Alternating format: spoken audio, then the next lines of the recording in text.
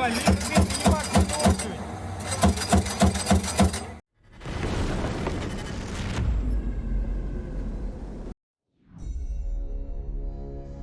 Ukrainian counteroffensive is continuing, with slightly better pace.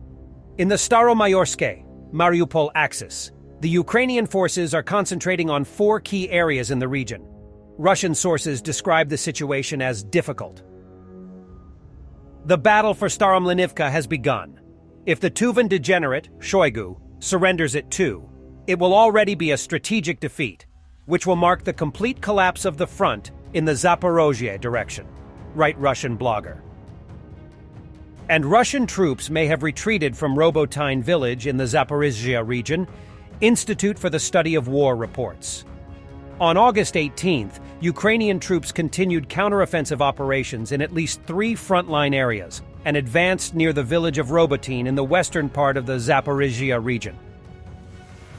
And it's obvious that the U.S. Bradley vehicle is one of the main Ukrainian weapons around Robotyne.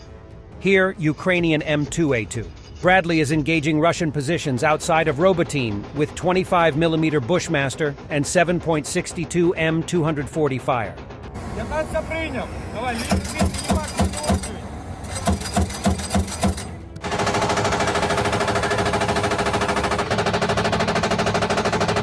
A pair of Ukrainian Bradleys move into the town of Robotyne.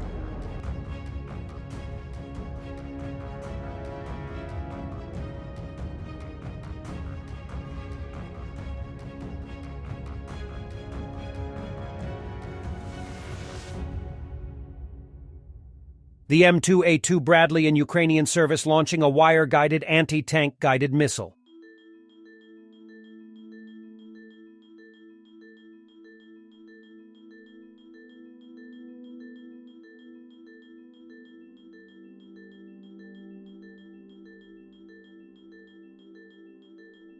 A trio of Ukrainian Bradleys move under fire outside of Robotyne.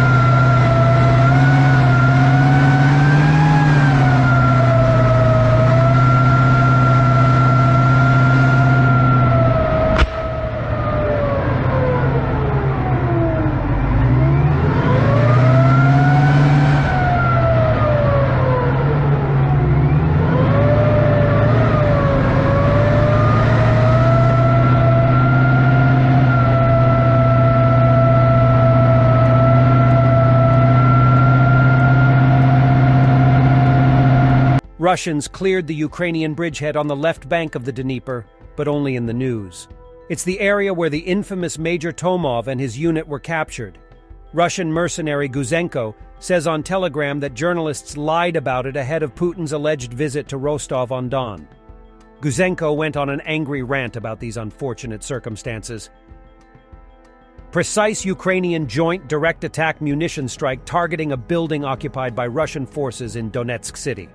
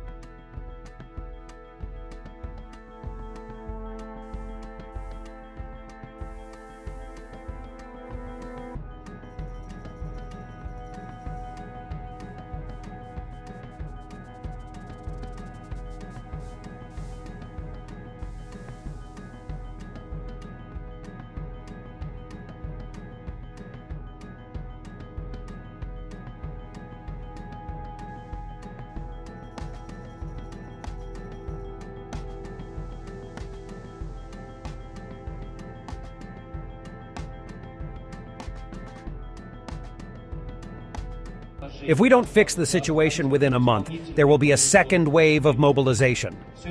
The plan for war recruitment into the Russian army was revealed at one of the factories in Tolyatti, Russia.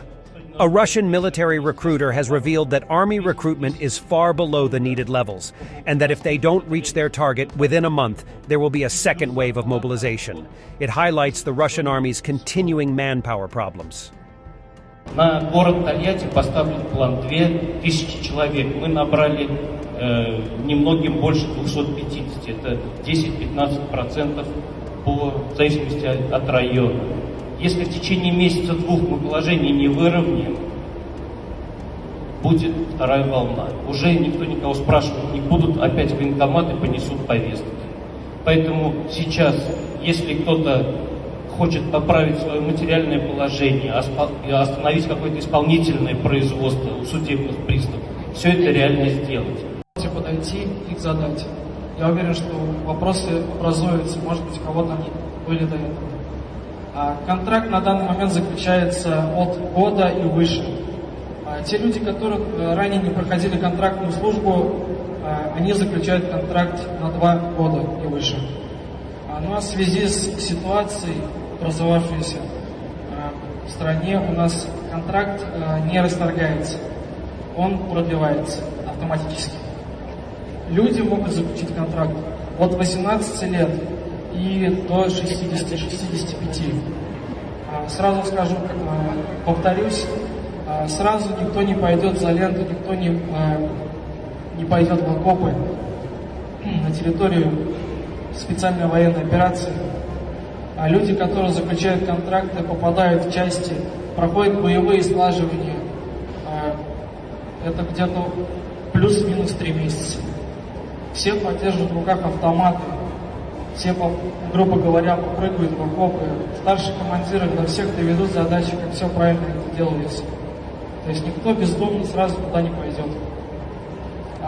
Сразу, опять же, повторюсь, выплаты 195 тысяч рублей, 200 тысяч рублей выплачиваются после того, как военнослужащий подпишет контракт и его заключат в списке части той бригады, которая его... Thanks for watching, and don't forget to subscribe. Also, if you want to support Warthog Defense, please become our member and get early access to new videos, exclusive members-only videos, and become administrator in comment section. The membership link is in the description. Rescues every day. We had a guy last week at 6 rescues in 6 days. You know, he's doing the job every day.